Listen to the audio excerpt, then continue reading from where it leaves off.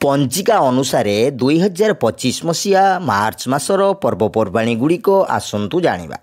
मार्च 1 तारिख शनिवार द्वितीयार चंद्र दर्शन पूजा और अर्घ्यदान।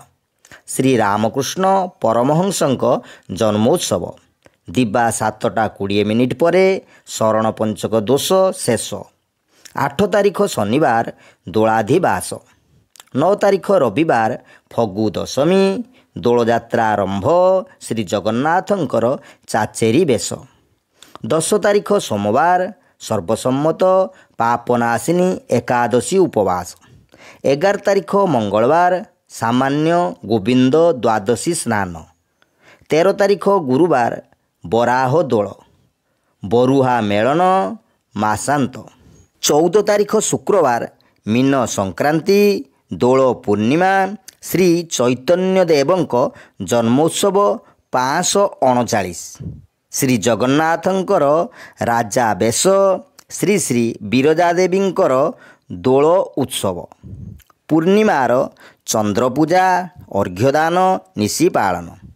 15 तारिख शनिवार फगु खेल रंग होरी उत्सव। शुक्र वृद्ध हेतु अशुद्ध काल आरंभ। 18 तारिख मंगलवार पंचदोल मिलन उत्सव। 20 तारिख गुरुवार स्कंद षष्ठी।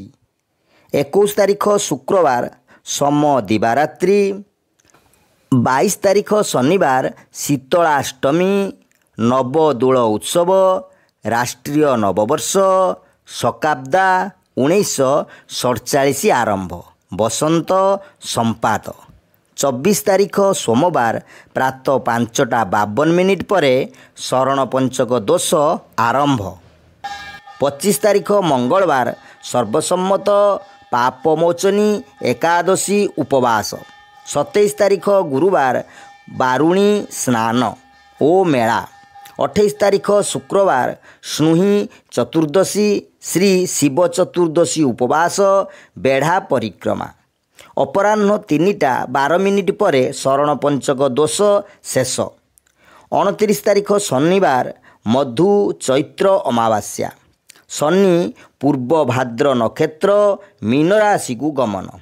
बासंतिक नवदिन पूजारंभ। शुक्र तरुण जनित शुद्ध काल आरंभ।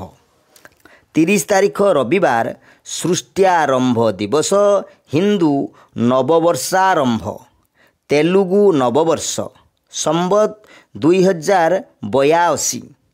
षडग्रह कूट शेष।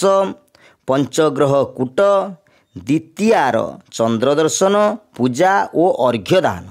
भिडियोटी किपरि लागिला कमेंट करी जणाइबा सहित भल लागिथिले लाइक करिवा सहित सांगसाथी माननकु शेयर करी जणाइबे। एहा सहित ई चैनल को सब्सक्राइब करी नेबे। ओम दधिवामनाय नमः।